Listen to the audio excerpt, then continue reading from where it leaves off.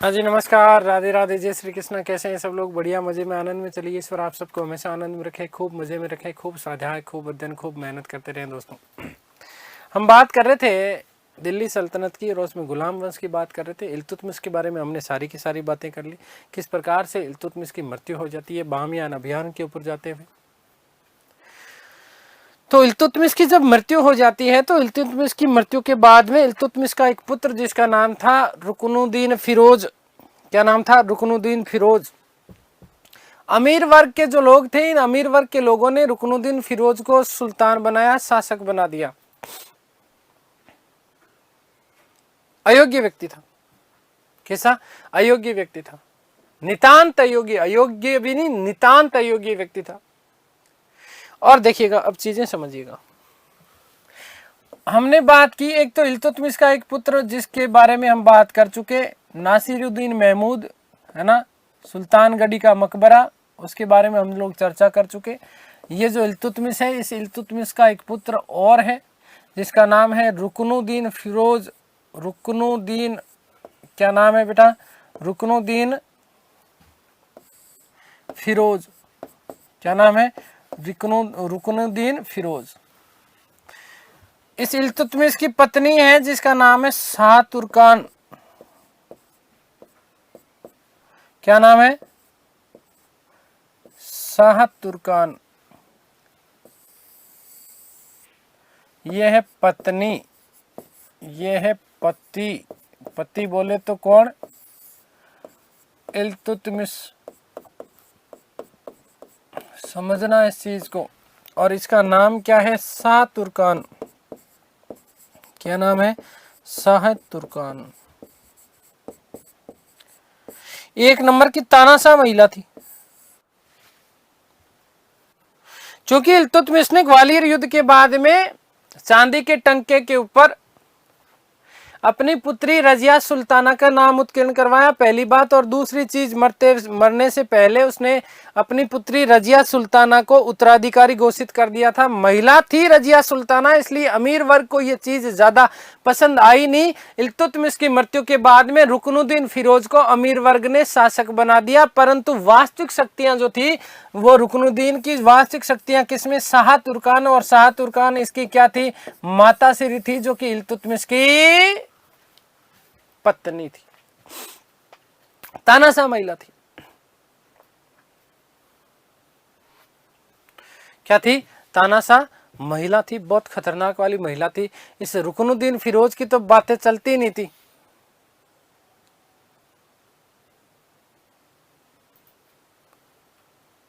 तो हालत खराब।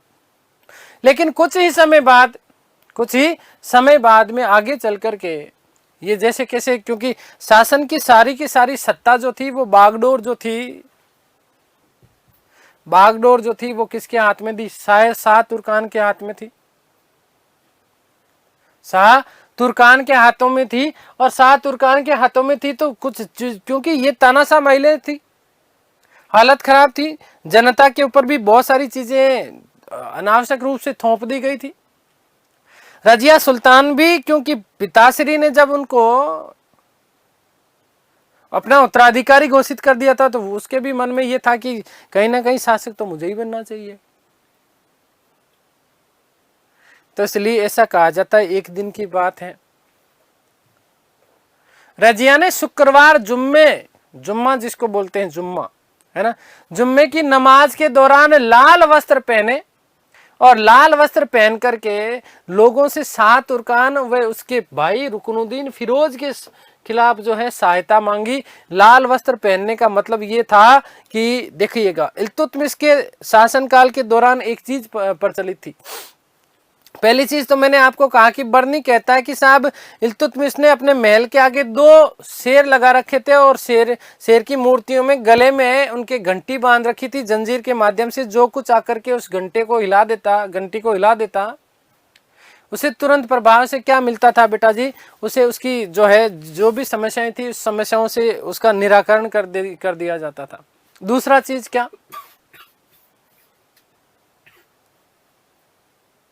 कि जो फरियादी आता था वो लाल वस्त्र पहन करके आता था। लाल वस्त्र पहन करके आने का मतलब ये था कि उसे किसी ना किसी प्रकार की क्या चाहिए, सहायता चाहिए।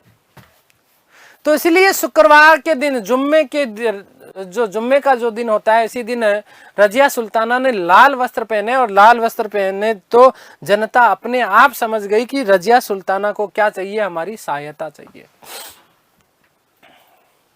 जनता की मदद से इस रुकनुद्दीन फिरोज को रजिया सुल्ताना ने गद्दी से उखाड़ फेंका, और उखाड़ फेंक करके खुद क्या बन गई थी, सुल्ताना बन गई। क्या बन गई, सुल्ताना बन गई। दिल्ली सल्तनत इतिहास में ये पहला ऐसा अवसर था जब दिल्ली की जनता ने स्वयं अपना शासक नियुक्त किया। ये प्रश्न भी आपका बहुत महत्वपूर्ण बन जाता है। और किसको नियुक्त किया, रजिया सुल्ताना को। बेटा याद रखिएगा कि भारतीय इतिहास की प्रथम महिला मुस्लिम शासिका थी कौन, रजिया सुल्ताना। अब इस रजिया सुल्ताना को हालांकि अमीर लोगों का जो था वो समर्थन प्राप्त था, लेकिन माफ कीजिएगा कि स्थानीय लोगों का समर्थन प्राप्त था, परंतु अमीर लोगों का समर्थन प्राप्त नहीं था। इसीलिए तो अमीर ने रुकनुद्दीन फिरोज को क्या बनाया था, शासक बनाया था। तो जैसे ही सुल्ताना बनती है रजिया सुल्ताना, तो अमीर वर्ग के जो लोग थे, इन अमीर वर्ग के लोगों ने रजिया सुल्ताना का खूब विरोध किया।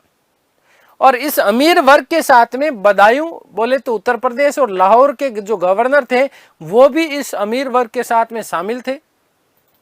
और रजिया सुल्ताना का सबसे बड़ा जो विरोधी माना जाता है, वो विरोधी माना जाता है उसका वजीर मोहम्मद जुनैदी। मैंने आपको बताया था इल्तुतमिश का जो वजीर था वो मोहम्मद जुनैदी था। सबसे पहले जो विद्रोह किया गया वो लाहौर के गवर्नर, जिसका नाम था कबीर अयाज खां। क्या नाम था, कबीर अयाज खां। इस कबीर अयाज खां ने रजिया सुल्ताना के खिलाफ क्या कर दिया था, विद्रोह कर दिया। और विद्रोह करने के पीछे या रजिया सुल्ताना का विरोध करने के पीछे कारण क्या था, समझना इस चीज को। तो सबसे बड़ा कारण यह था कि रजिया जब अपने दरबार में आती थी, रजिया जब अपने दरबार में आती थी तो वो भाई साहब बिल्कुल पुरुषों की भांति वस्त्र पहनती थी। पुरुषों के भांति क्या पहनती थी, वस्त्र पहनती थी। एक तो टोपी लगाती थी बढ़िया सी, है ना,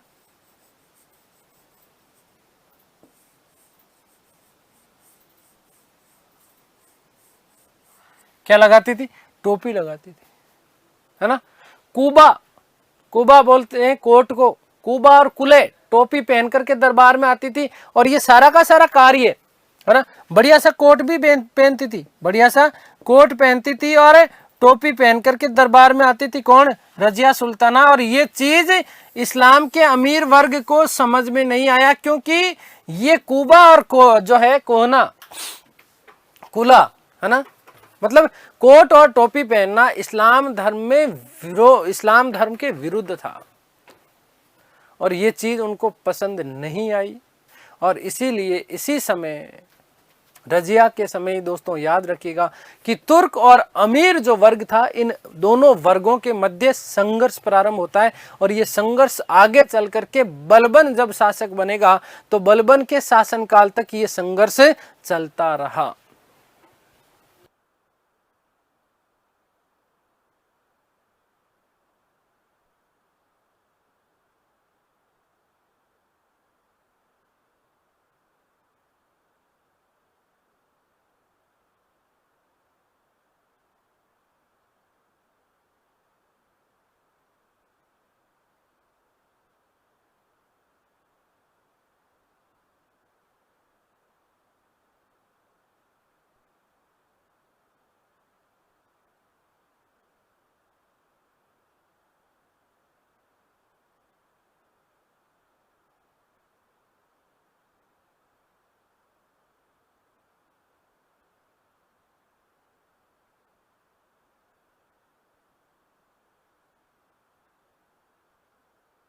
ठीक है, बात समझ में आ गई, क्लियर हो गई। तो एक तो सामान्य वर्ग तुर्क और अमीरों के मध्य क्या हो गया, संघर्ष प्रारंभ हो गया। उसके पीछे कारण, सबसे बड़ा कारण ये माना जाता है क्योंकि सामान्य जो वर्ग था वो रजिया से बहुत ज्यादा प्रेम करता था। और वहीं अमीर वर्ग के अनुसार ये रजिया जो जो कार्य कर रही थी, ये सारे के सारे जो कार्य थे वो इस्लाम के जो थे वो विरोध में थे, इस्लाम के विरोध में थे। इसलिए ये सबसे बड़ा जो है विरोध का कारण बना। यहीं से दोनों में संघर्ष प्रारंभ हो गया और ये संघर्ष बलबन के शासनकाल तक चलता रहा। बेटा इस बात का विशेष रूप से ध्यान रखना। दूसरी चीज, इसी समय रजिया ने क्या किया, एक व्यक्ति था जिसका नाम था जलालुद्दीन याकूत। क्या नाम था, समझ लो पूरा का पूरा, एक साथ लिख दूंगा मैं, जलालुद्दीन याकूत।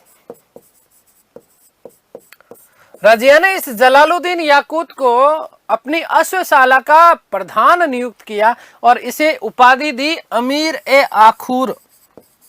उपाधि कौन सी दी गई थी, अमीर ए आखूर की उपाधि दी। कौन सी उपाधि दी, अमीर ए आखूर की उपाधि प्रदान की थी। एक व्यक्ति था जिसका नाम था एतगीन। इस एतगीन को बदायूं का गवर्नर बनाया और अमीर ए हाजिब का पद दिया। एक व्यक्ति है जिसका नाम क्या है, एतगीन। देखो ये आगे काम आएंगे अपने, ठीक है। एतगीन को क्या चीज किया बेटा, याद रखना, बदायूं का गवर्नर बनाया और गवर्नर बनाने के बाद में उसको अमीर ए हाजिब, क्या चीज, अमीर ए हाजिब का पद प्रदान किया था। किसने, रजिया ने। और इसी के साथ में इसको बदायूं का क्या बनाया था, बदायूं का गवर्नर बनाया दिया था। बदायूं का क्या बनाया, गवर्नर। एक व्यक्ति है जिसका नाम है अल्तूनिया। क्या नाम है, अल्तूनिया। इस अल्तूनिया को बटिंडा पंजाब है ना, बटिंडा का इक्तेदार नियुक्त किया गया था। किसके द्वारा, रजिया सुल्ताना के द्वारा। और ये जो अल्तूनिया है ये बड़ा शक्तिशाली व्यक्ति हुआ करता था। वस्तुतः इसका भी संबंध प्रारंभ में अमीर वर्ग से रहा करता था, परंतु धीरे धीरे रजिया सुल्ताना ने इसे अपने प्रभाव में लिया और प्रभाव में लेने के बाद में इसी अल्तूनिया से, किसे, अल्तूनिया, याद रखिएगा बेटा, व्यक्ति का नाम क्या है, अल्तूनिया, ठीक है। इस अल्तूनिया के साथ में रजिया सुल्ताना ने, यह आपकी कौन है, रजिया है बेटा, क्या है, रजिया सुल्ताना ने इस अल्तूनिया के साथ में क्या कर लिया था, विवाह कर दिया। अल्तूनिया ने के साथ में क्या कर लिया था, विवाह कर लिया। याद रखिएगा बेटा कि 1238 ईस्वी में इसी के दौरान ख्वारिज्म शाह का पुत्र, मैंने आपको बताया था, मांगबरनी, और इस मांगबरनी का जिसके समय चंगेज खान का आक्रमण हुआ था, इसी मांगबरनी का एक सूबेदार था जिसका नाम था मलिक हसन। इस मलिक हसन ने मंगोलों के ऊपर आक्रमण किया था। मंगोलों का आक्रमण हुआ इस मलिक हसन के ऊपर, और इसी मलिक हसन ने रजिया से सहायता मांगी थी, सहायता मांगी थी, और रजिया ने उसे बुलंदशहर की आय देने का वायदा भी किया था। बुलंदशहर की आय देने का भी क्या कर दिया था, वादा कर दिया था, ठीक है। और यही चीज जो है अल्तूनिया को पसंद नहीं आई, उसने रजिया के खिलाफ विद्रोह कर दिया, और इसी विद्रोह का फायदा उठाया गया किसके द्वारा, अमीर वर्ग के द्वारा। और इसी अमीर वर्ग ने रजिया को एक बार पुनः गद्दी से हटाया, और गद्दी से हटाने के बाद बहराम शाह को गद्दी पर बिठा दिया। ये बहराम शाह वस्तुतः रजिया सुल्ताना का भाई माना जाता है। रजिया सुल्ताना का क्या माना जाता है, भाई माना जाता है। तो एक तो रुकनुद्दीन, एक नासरुद्दीन मोहम्मद, एक नया व्यक्ति बहराम शाह, ये तीन भाई। और इसीलिए ऐसा कहा जाता है कि इसी अल्तूनिया से इसीलिए विवाह किया था षड्यंत्र में रच करके, जैसे कैसे शक्तिशाली था व्यक्ति ये अल्तूनिया, ठीक है ना। तो इस अल्तूनिया को, जब इस अल्तूनिया ने विद्रोह किया तो इस अल्तूनिया के साथ में उसने रजिया सुल्ताना ने साम दाम दंड भेद अपनाया, और साम दाम दंड भेद के तहत ही इस अल्तूनिया से इसने क्या किया था, विवाह किया था। और विवाह करने के बाद इसे अपने पक्ष में कर लिया था, इसे अपने पक्ष में कर लिया था। ये बात आप लोग विशेष रूप से याद रखना। बहराम शाह से युद्ध किया रजिया सुल्ताना ने, परंतु वो पराजित हो जाती है, और पराजित होने के बाद में ऐसा कहा जाता है कि अपने पति अल्तूनिया के साथ में पंजाब जाते समय कैथल हरियाणा के पास का स्थल है बेटा। कैथल हरियाणा के पास में डाकुओं ने लूटा इन दोनों को किसको? अल्तुनिया और रजिया सुल्ताना को, और लूटने के बाद इन दोनों की क्या कर दी? हत्या कर दी। क्या कर दी? हत्या कर दी। तो केवल और केवल छोटा सा 4 साल का एक तरीके से शासनकाल रहा किसका? रजिया सुल्ताना का, 1236 से लेकर के 1240 ईस्वी तक। ठीक है, यहीं पर एक इतिहासकार हुए, कई इतिहासकारों ने रजिया सुल्ताना की बहुत जो है खतरनाक वाली प्रशंसा की है। जैसे एक इतिहासकार हुए जिनका नाम था एल्फिंस्टन। इन एल्फिंस्टन ने एक साहब बात कही कि रजिया अगर स्त्री नहीं होती तो उसका नाम भारत के महान शासकों में स्वर्णिम अक्षरों में लिखा जाता। रजिया की असफलता के पीछे सबसे बड़ा उसका जो कारण बताया एल्फिंस्टन ने, वो यही बताया कि वो दुर्भाग्य से वो महिला थी। दुर्भाग्य से वो क्या थी? महिला थी। ये उसके पीछे सबसे बड़ा कारण था बेटा जी। एक मिहानुद्दीन सिराज इतिहासकार हुए और इन्होंने कहा कि रजिया में बादशाह होने के समस्त सारे के सारे गुण व्याप्त थे, गुण विद्यमान था, इसीलिए वो क्या बन गई थी? वो सुल्ताना बन गई थी। अब कुछ चीजें मैं आप लोगों के लिए लिख रहा हूं, देखिएगा कि रजिया सुल्ताना सीधे सीधे स्टार्ट कर लेते हैं अपन टॉपिक है, इसी में मैं ये सारी चीजें लिखने वाला हूं। रजिया सुल्ताना, रजिया सुल्ताना।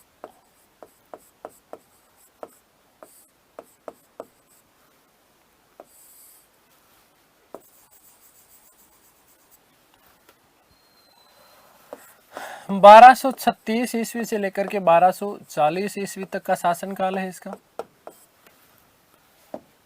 याद रखिएगा कि इल्तुतमिश की मृत्यु के बाद, इल्तुतमिश की मृत्यु के बाद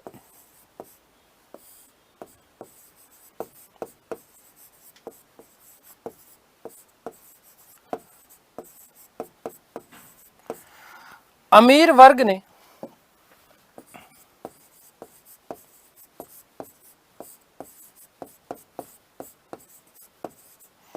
उसके पुत्र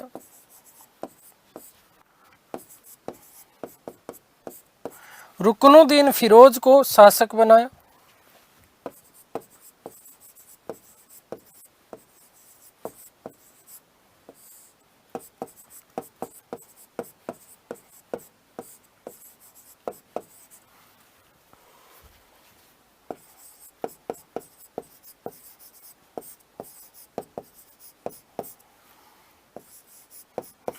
जो कि अयोग्य व्यक्ति था।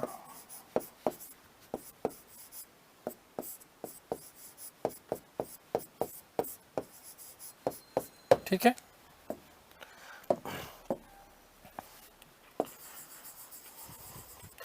इसके समय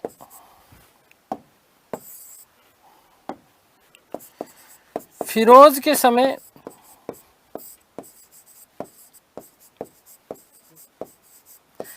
शासन की संपूर्ण शक्तियां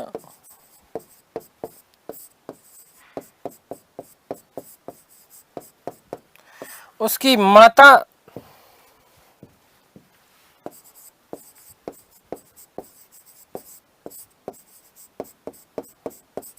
शाह तुर्कान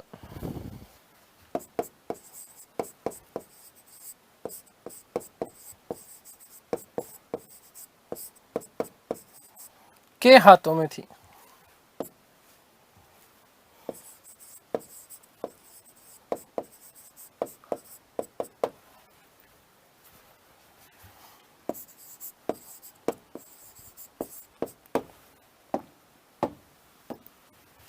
याद रखिएगा, स्टार बना रहा हूं इसको, कि शुक्रवार जुम्मा की नमाज के दौरान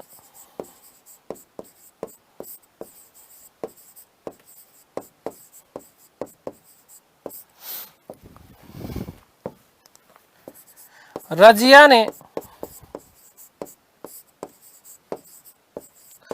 लाल वस्त्र धारण कर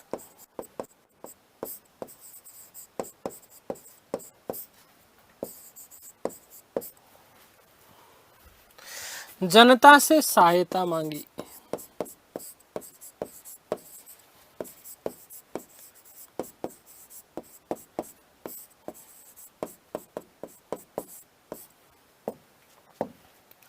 तथा जनता की सहायता से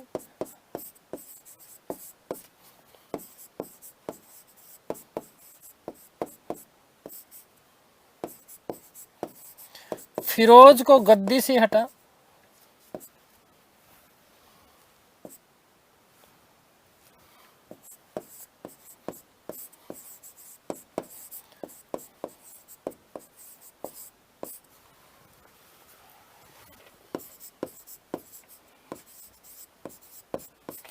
स्वयं शासिका बनी।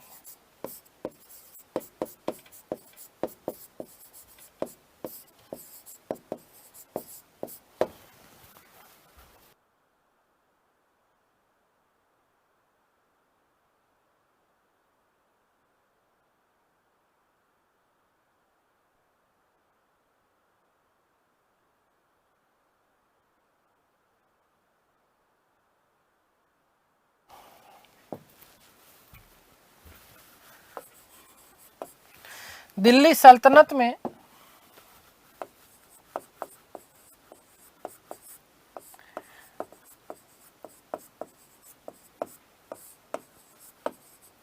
यह प्रथम अवसर था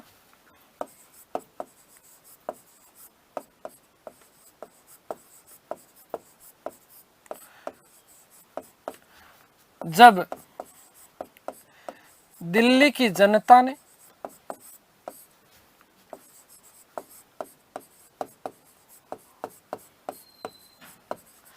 स्वयं अपना शासक चुना।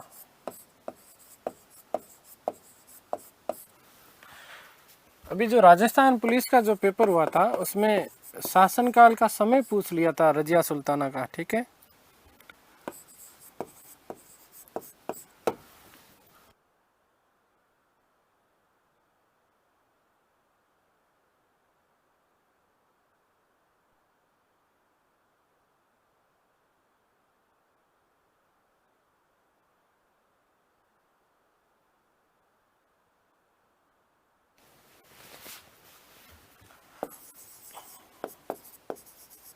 इम्पोर्टेंट कि भारतीय इतिहास में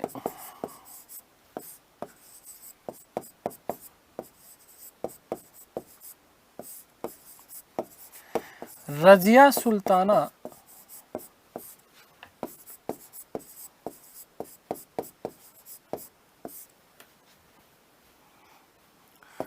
प्रथम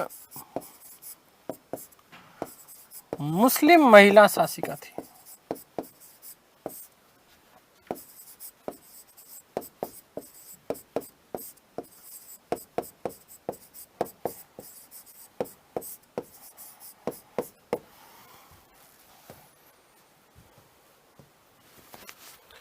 यह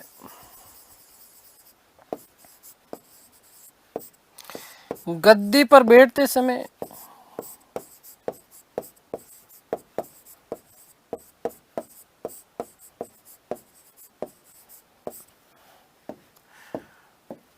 कुबा, कुबा मतलब कोट, वह कुला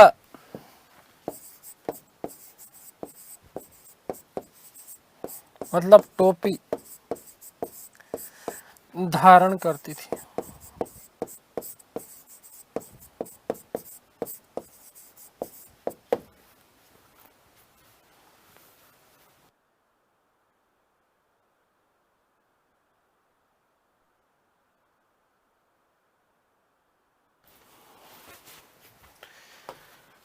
इस कारण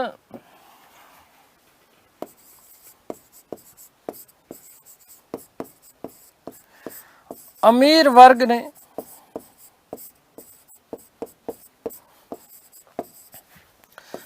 रजिया का विरोध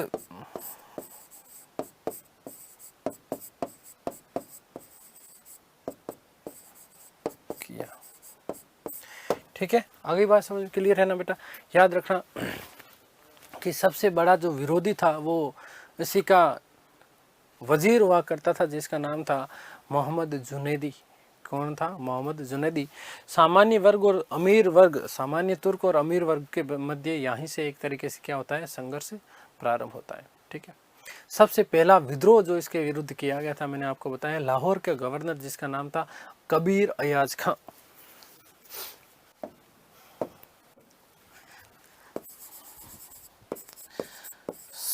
सबसे बड़ा विद्रोही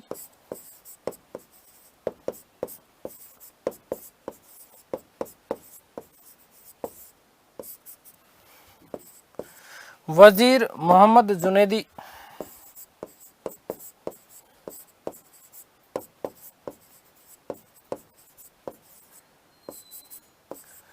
जुनैदी था। रजिया के खिलाफ प्रथम विद्रोह, रजिया के खिलाफ प्रथम विद्रोह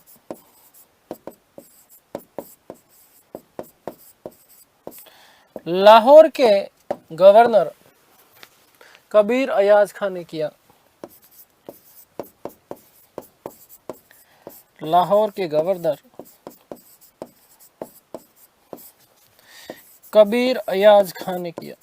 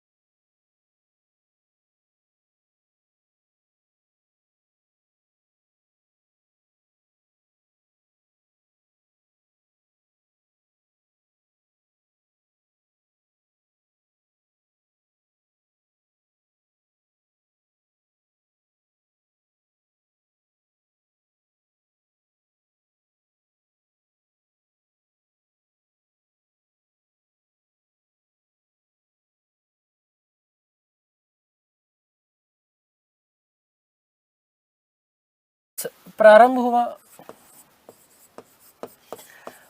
जो कि बलबन के समय तक, बलबन के समय तक चलता रहा। ठीक है, ये याद रखिएगा कि पहली बार इस प्रकार से जो अमीर वर्ग जो था, इस अमीर वर्ग और तुर्कों के मध्य संघर्ष प्रारंभ हुआ है। किसके समय? रजिया सुल्ताना के समय। ठीक है बेटा जी, इस बात को विशेष रूप से आपको ध्यान रखना है, ये महत्वपूर्ण तथ्य आपका परीक्षा के दृष्टिकोण से बन सकता है। ठीक है, अब देखिएगा कि रजिया ने, अब कुछ विशेष बातें देखो। मैंने आपको बताया कि जलालुद्दीन याकूत को अपनी अश्वशाला का प्रधान नियुक्त किया और उसे उपाधि दी अमीर ए आखुर। जलालुद्दीन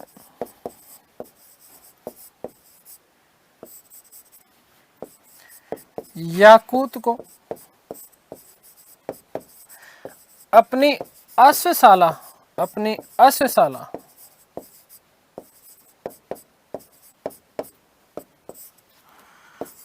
का प्रधान नियुक्त किया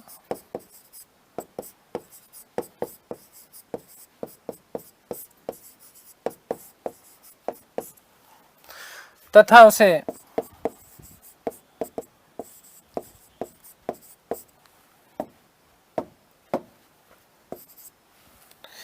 अमीर ए आखुर, अमीर ए आखुर का पद दिया, आखुर की उपाधि प्रदान की।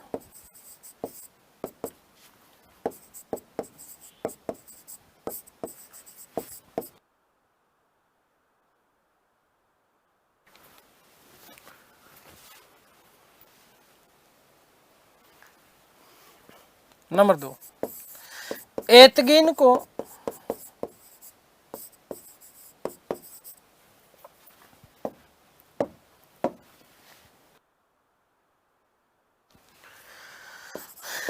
बदायूं का, बदायूं बोले तो यूपी बेटा, यूपी का गवर्नर बनाया।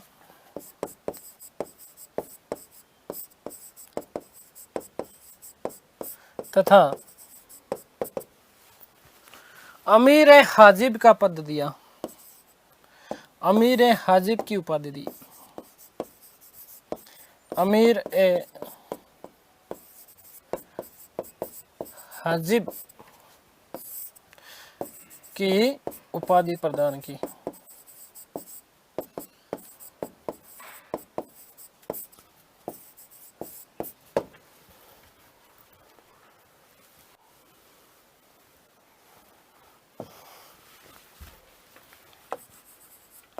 अल्तूनिया को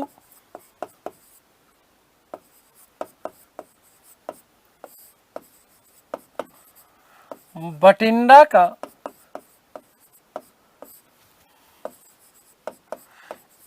इक्तेदार बनाया, इक्तेदार नियुक्त किया।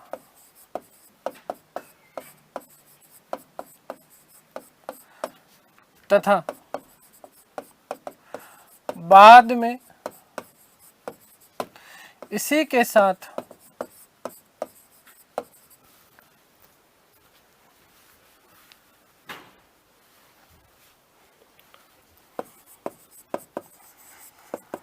विवाह किया।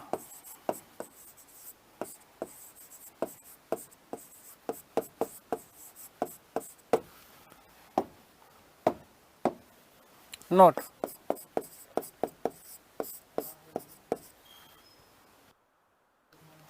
देखो बेटा ध्यान से सुनना।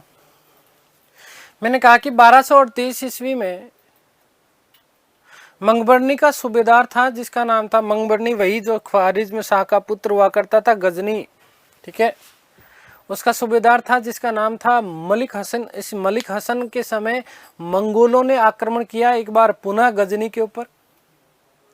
इस मलिक हसन ने रजिया सुल्ताना से हेल्प मांगी, सहायता मांगी, और इसलिए रजिया ने उसे बुलंद शहर की आय देने का वायदा कर दिया। ये चीज अल्तूनिया को पसंद नहीं आई और अल्तूनिया ने इसके खिलाफ क्या कर दिया, विद्रोह किया। यहीं पर अमीर वर्ग यही चाहते थे और इसलिए अमीर वर्ग ने रजिया के भाई बहराम शाह को गद्दी पर बिठा दिया था।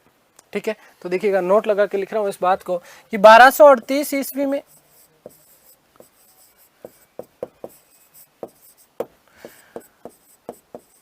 गजनी के सूबेदार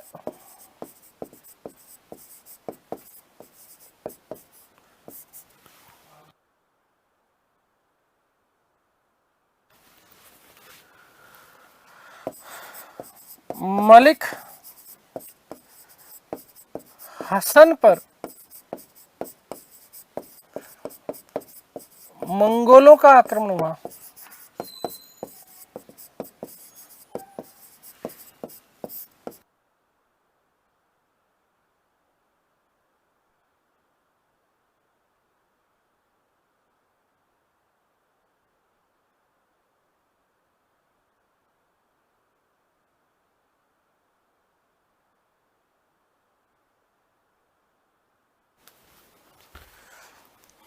मलिक ने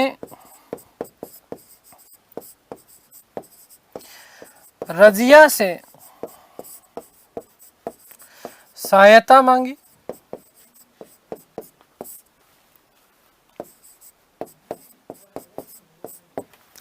रजिया ने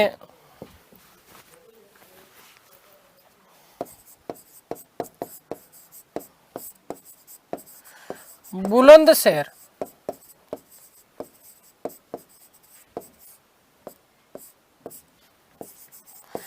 कि आय देने का वायदा किया।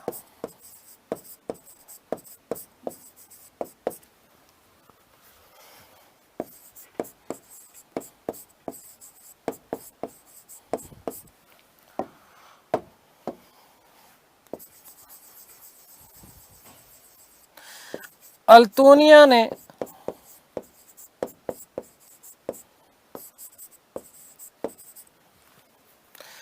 रजिया के खिलाफ विद्रोह कर दिया।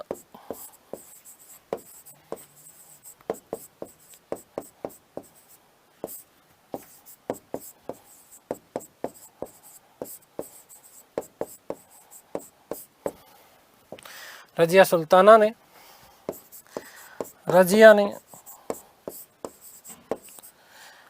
उसे अपने पक्ष में करने हेतु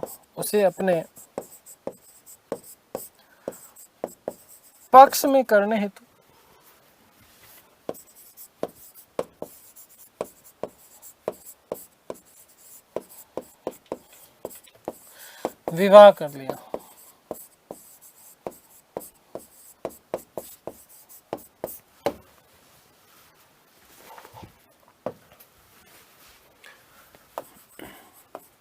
अमीर वर्ग ने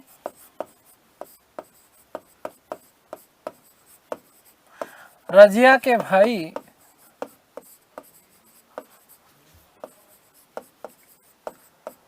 मलिक बहराम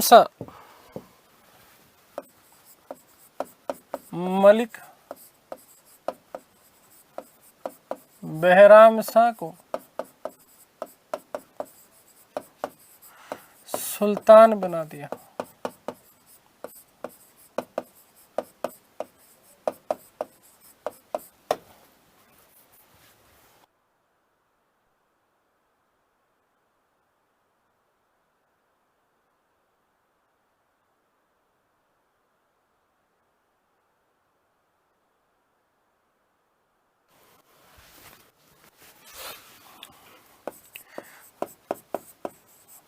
रजिया ने बहराम शाह से युद्ध किया,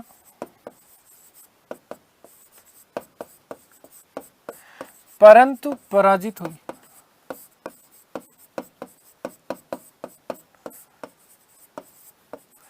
और लास्ट बात बेटा जी, क्या लास्ट बात, कि अल्तोनिया के साथ पंजाब जाते समय कैथल हरियाणा नामक स्थान पर डाकुओं ने इन दोनों को लूट लिया और दोनों को मार दिया।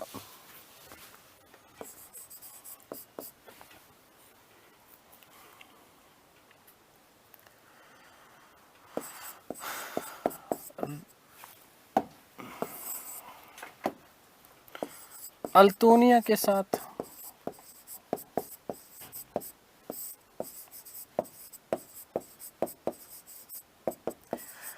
पंजाब जाते समय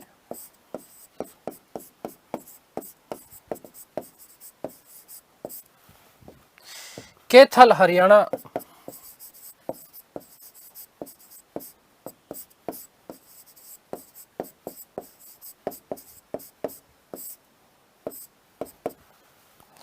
नामक स्थान पर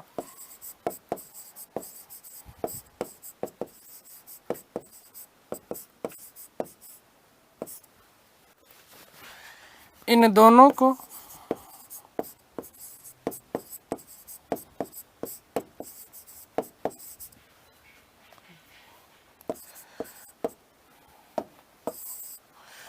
डाकुओं ने लूटा,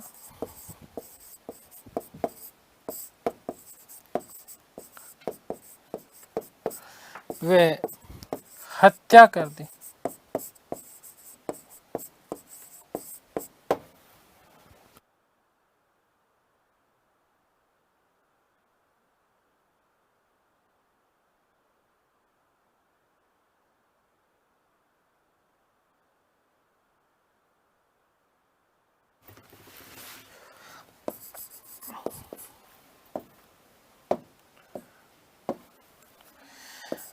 एल्फिंस्टन का कथन, ये एल्फिंस्टन आगे हमारे और काम आएगा जब तुगलक वंश पढ़ाऊंगा तब।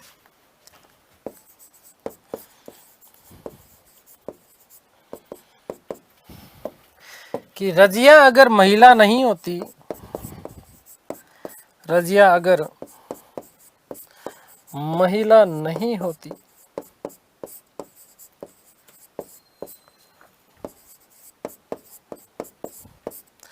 तो उसका नाम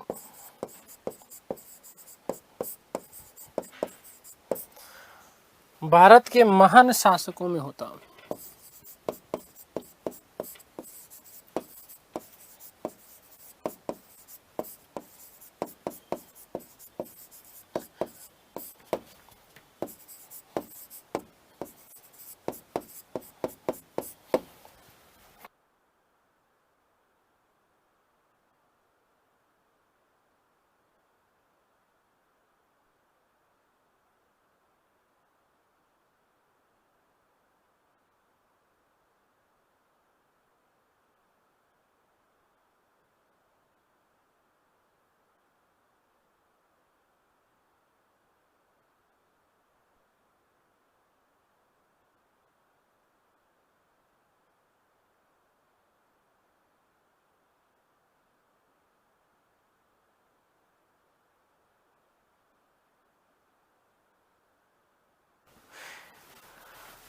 ध्यान दो, अन्य महत्वपूर्ण तथ्य। एक तो रजिया के कई बार जो है वजीर का नाम पूछ लिया जाता है, ठीक है ना, मुजहब-उद-दीन, मुजहब-उद-दीन, ठीक है ना, रजिया सुल्ताना के वजीर का नाम था। दूसरा, रजिया ने अपने सिक्कों के ऊपर उम्दत उल निस्वा की उपाधि धारण करी थी, उम्दत उल निस्वा।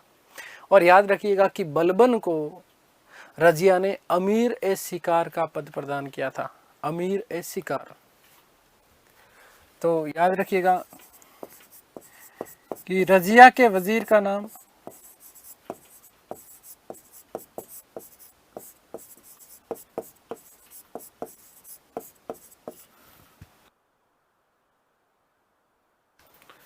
मुजहब-उद-दीन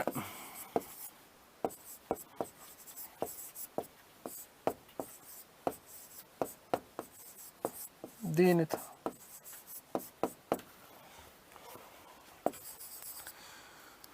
उसने अपने सिक्कों पर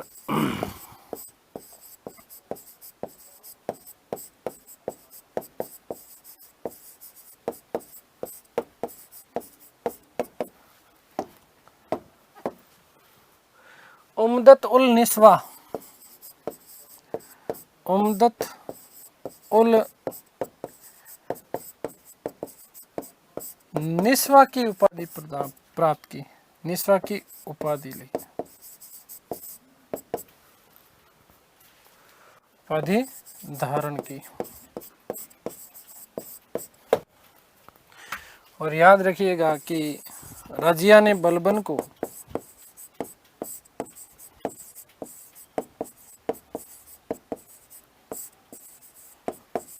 अमीर ए शिकार का पद प्रदान किया।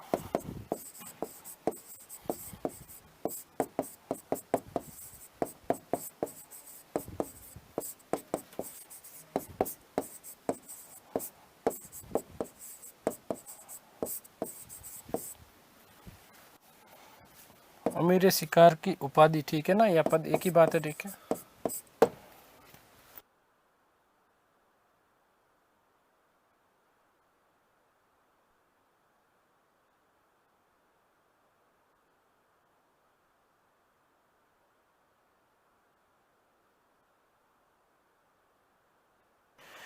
ठीक है बेटा जी, तो ये बात हमने कर ली रजिया की। अब कुछ विशेष महत्वपूर्ण बातें हैं, जल्दी जल्दी से, हमारे ज़्यादा कोई विशेष काम की नहीं है लेकिन फिर भी सुन लो। एक तो रजिया सुल्ताना के बाद शासक बना मोइनुद्दीन बहराम शाह, ठीक है, इसका भाई जो था, ठीक है, 1240 से 1242। वस्तुतः इसका शासनकाल तो 1238 के आसपास ही प्रारंभ हो जाता है, लेकिन कुछ चीज़ें बीच में, क्योंकि रजिया सुल्ताना की मृत्यु 1240 में ही हुई है, ठीक है, वहाँ पर विद्रोह वाली भावनाएं मैं आपको बता चुका, ठीक है।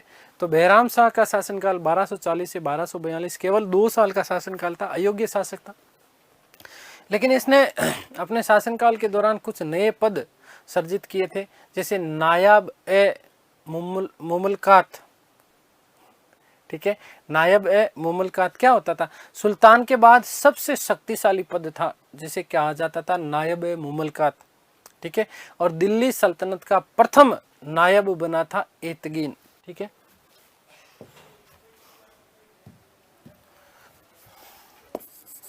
तो शासक बना कौन? बेहराम शाह, मुइजुद्दीन बेहराम शाह, पूरा नाम याद रखना, बेहराम शाह, ठीक है। शासनकाल का समय 1240 से 1242।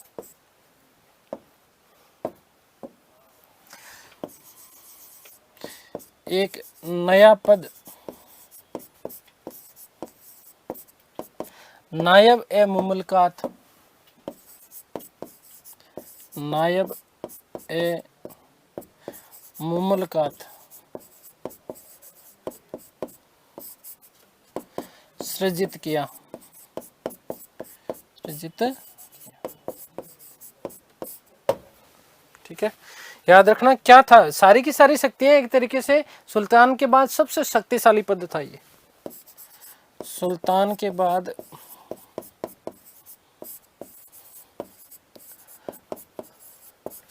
सबसे शक्तिशाली पद, सबसे शक्तिशाली पद था, ठीक है। और याद रखिएगा क्या क्या कि दिल्ली सल्तनत का प्रथम नायब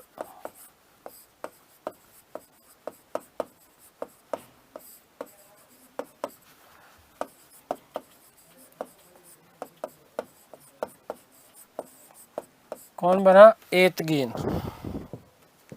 कौन बना था? एतगीन बना, ठीक है बेटा जी। आगे बात समझ में क्लियर है? यहां तक किसी को कोई भी डाउट नहीं होना चाहिए। एतगीन कई बार पूछ लिया जाता है, ठीक है। इसी बेहराम शाह ने जो है बलबन को हांसी और रेवाड़ी का इख्तियार बनाया था। किसने? बेहराम शाह ने। किसने? बेहराम शाह ने। आगे बात समझ। उसके बाद में जो शासक बना वो शासक बना अलाउद्दीन मसूद शाह, 1242 से लेकर के 1246 तक। रुकनुद्दीन का पुत्र हुआ करता था। वस्तुतः रुकनुद्दीन फिरोज जो कि इल्तुतमिश का पुत्र था, इसी का पुत्र माना जाता है। कौन? अलाउद्दीन मसूद शाह, ठीक है। ये भी रुकनुद्दीन जब अयोग्य था तो बाप जैसा होगा वैसे तो बेटा होगा, ठीक है। इस मसूद शाह ने क्या करा? कुछ नहीं, मजे मारता था, ठीक है। अब मजे कैसे मारता था कि अपनी सारी के सारी जो शक्तियां थी इसने 40 दल को सौंप दी थी। और इसके समय अब देखो मैं लगातार बलबन लगातार आ रहा है। अमीर शिकार किसके समय? रजिया सुल्ताना के समय। फिर उसका लगातार इक्तिदार के पद पे आ गया, ठीक है। किसके समय? बेहराम शाह के समय। मसूद शाह के समय फिर इसकी शक्तियों में लगातार बलबन की शक्तियां बढ़ रही है। मसूद शाह के समय बलबन को एक नया पद दिया गया था, अमीर ए हाजिब का पद प्रदान किया था। अमीर ए हाजिब का पद प्रदान किया था किसने? मसूद शाह ने। और 1246 में यहीं पर अब बलबन क्योंकि लगातार शक्तिशाली हो रहा था, बलबन ने यहां से षड्यंत्र करना प्रारंभ किया। यहां से प्रश्न नहीं बनते, केवल सुन लो समझ लो, ठीक है। षड्यंत्र किया और षड्यंत्र करने के बाद में इस मसूद शाह को मरवा दिया। किसने? बलबन ने। किसने? बलबन ने। आगे बात समझ में। अब यहां से लास्ट जो हम बात करेंगे ना बेटा, वो बात करेंगे नासिरुद्दीन महमूद की। किसकी? नासिरुद्दीन महमूद की, जिसका शासनकाल का समय 1246 से 1265। क्योंकि अब बलबन अपने वर्चस्व को बढ़ा रहा है लगातार, ठीक है। बलबन अपने वर्चस्व को क्या कर रहा है? लगातार बढ़ा रहा है, देखो, ठीक है ना। 1240 से 1242 के दौरान भी जो है लगातार, ठीक है, अपना वर्चस्व बढ़ा रहा है, ठीक है। तो वर्चस्व बढ़ाते बढ़ाते इतना बढ़ा लिया कि नासिरुद्दीन महमूद के समय एक तरीके से सुल्तान का जो छत्र था, इस सुल्तान का छत्र धारण करता था बलबन स्वयं। कैसे करता था? बलबन ने इसी नासिरुद्दीन महमूद के साथ में अपनी पुत्री का विवाह करवाया और शासन की समस्त जो शक्तियां थी वो समस्त शक्तियां किसके हाथों में आ जाती है? बलबन के हाथों में आ जाती है। किसके हाथों में? बलबन के हाथों में। याद रखना बेटा। और इस महमूद ने, नासिरुद्दीन महमूद ने बलबन को उलूग खां की उपाधि प्रदान की थी। वस्तुतः ये जो था नासिरुद्दीन महमूद के बारे में ऐसा कहा जाता है कि बहुत ही धार्मिक प्रवृत्ति का व्यक्ति था, कुरान की नकल करता था। किसकी?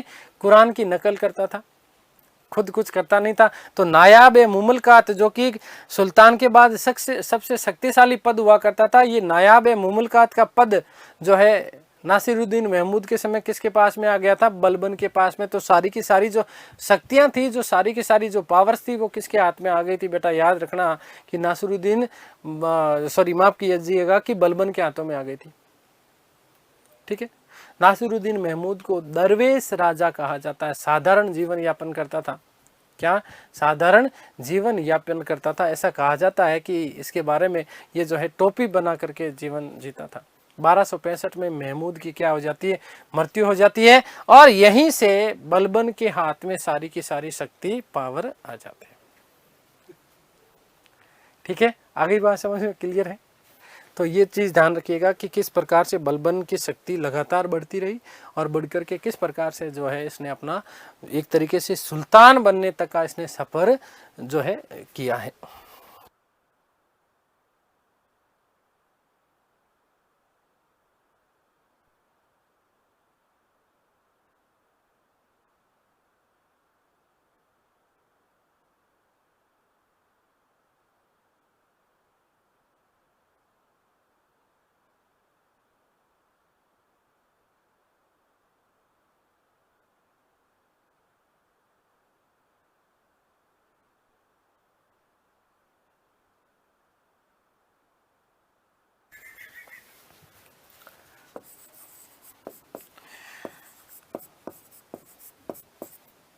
नासिरुद्दीन मसूद शाह, मसूद शाह, याद रखिएगा शासनकाल का समय 1242 से 1246 ईस्वी। रुकनुद्दीन फिरोज का पुत्र था। रुकनुद्दीन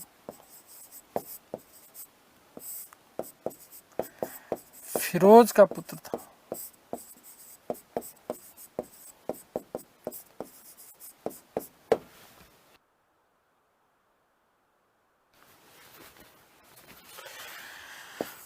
अपने शासन की समस्त शक्तियां, अपने शासन की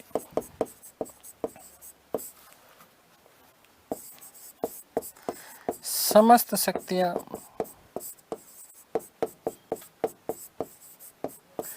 चालीसा दल को सौंपती।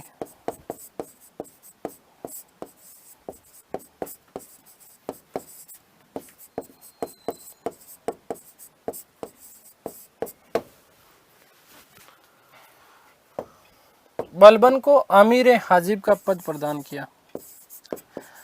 बलबन को आमिर ए हाजिब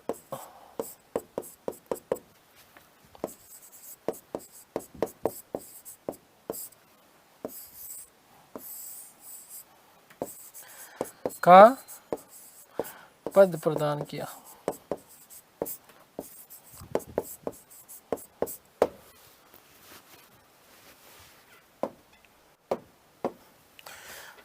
और बलबन ने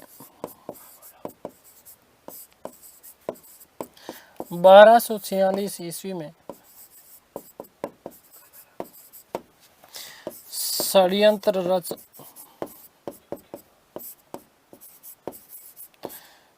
इसकी हत्या करवा दी। इसकी हत्या करवा दी।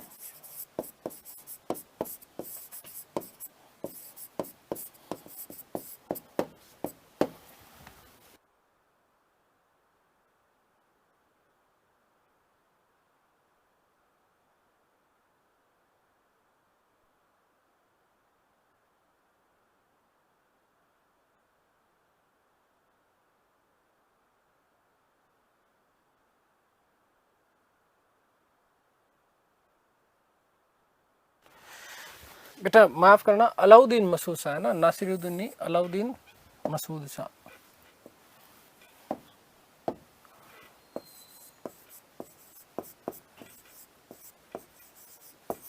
अलाउद्दीन मसूद शाह।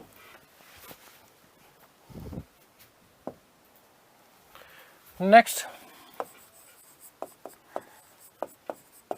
नासिरुद्दीन है ना, नासिरुद्दीन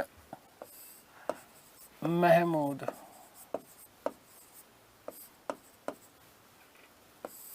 अब इस नासिरुद्दीन महमूद के बारे में एक बात याद रखना, इसके बारे में कोई सुस्पष्ट जानकारी मिलती नहीं है वस्तुतः, ठीक है ना, कि ये कौन था, किस प्रकार से था। वस्तुतः ये जो था ये अमीर वर्ग से संबंधित माना जाता है इसको, क्योंकि हमने अभी बात करी अलाउद्दीन मसूद शाह उसका षड्यंत्र करके बलबन मार देता, और सीधे सीधे यदि यहाँ पर बलबन शासक बनता तो शायद वो अमीर वर्ग की नजरों में गिर जाता या जनता की नजरों में आ सकता था। इसलिए अमीर वर्ग का एक प्यादा बिठाया है उसने एक तरीके से नासिरुद्दीन महमूद, जिसका शासनकाल का समय 1246 से 1265, 1246 से 1265, क्योंकि यहाँ इस समय नासिरुद्दीन महमूद शासन नहीं कर रहा है, एक तरीके से शासन तो कौन कर रहा है, बलबन ही कर रहा है, क्योंकि शासन की समस्त जो शक्तियां थी वो सारी की सारी शक्तियां किसके हाथ में है, बलबन के हाथ में, ठीक है। तो देखिएगा इसी नासिरुद्दीन महमूद से मसूद की हत्या करवाई थी किसने, बलबन ने। तो बलबन के सहयोग से इसने क्या किया था, मसूद की हत्या की, और मसूद की हत्या करने के बाद में शासक बना, ठीक है। तो ये सारा का सारा बलबन का एक तरीके से षड्यंत्र था, बलबन का एक तरीके से ये पूर्ण रूपेण क्या था, षड्यंत्र था। तो याद रखिएगा कि बलबन ने अपनी पुत्री का विवाह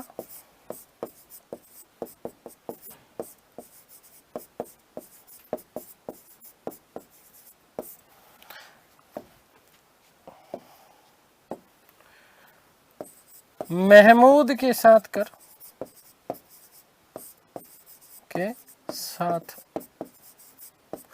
कर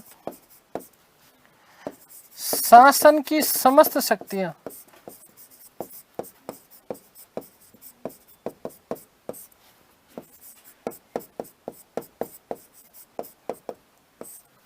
अपने हाथों में निहित कर ली।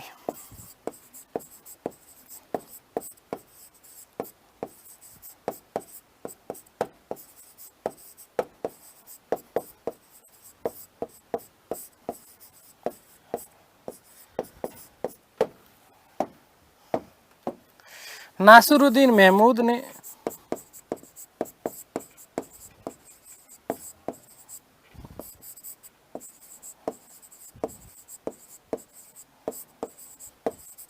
बलबन को नायब ए मुमलकत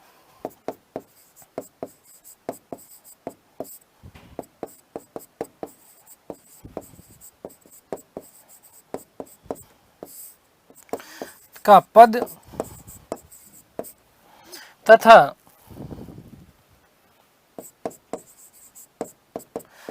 उलूग खां की उपाधि प्रदान की। उलूग खां की उपाधि प्रदान की।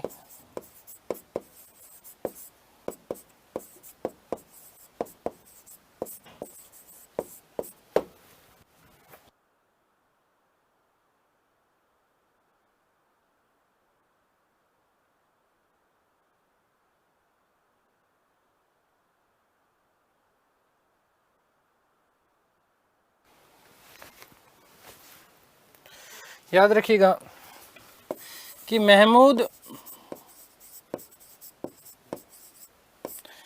धार्मिक प्रवृत्ति का शासक था, धार्मिक प्रवृत्ति का सुल्तान था। वह कुरान की नकल करता था।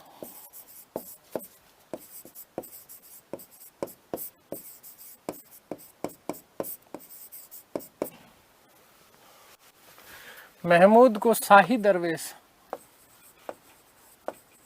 महमूद को उसके साधारण जीवन के कारण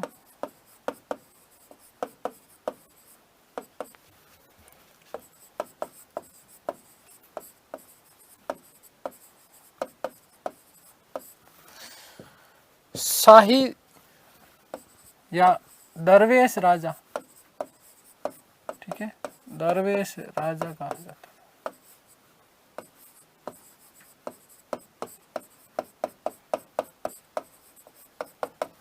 1265 ईस्वी में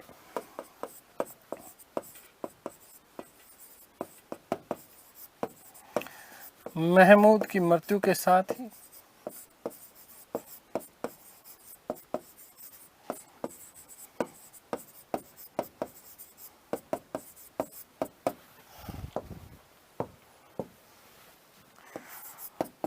बलबन सुल्तान बना।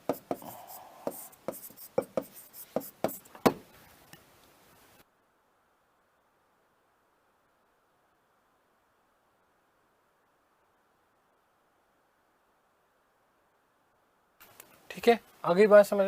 तो सारी की सारी चीजें अब किसके हाथ में आ गई है?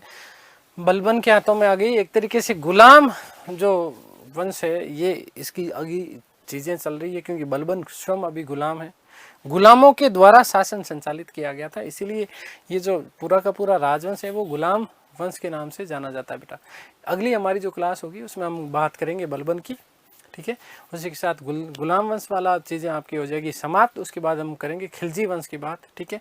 महत्वपूर्ण चीज़ों की ही हम लोग चर्चा करने वाले हैं। तो उम्मीद करता हूँ कि सारी चीज़ें आप लोगों को समझ में आई होगी। ईश्वर से प्रार्थना करता हूँ कि आप सब स्वस्थ रहें, मस्त रहें, तंदुरुस्त, आह्लादित और प्रसन्नचित्त रहें। इस सृष्टि की संपूर्ण खुशियाँ आपको और आपके परिवार को मिलते हैं हमारी अगली क्लास में। जब तक के लिए सभी को धन्यवाद, नमस्कार, थैंक यू सो मच।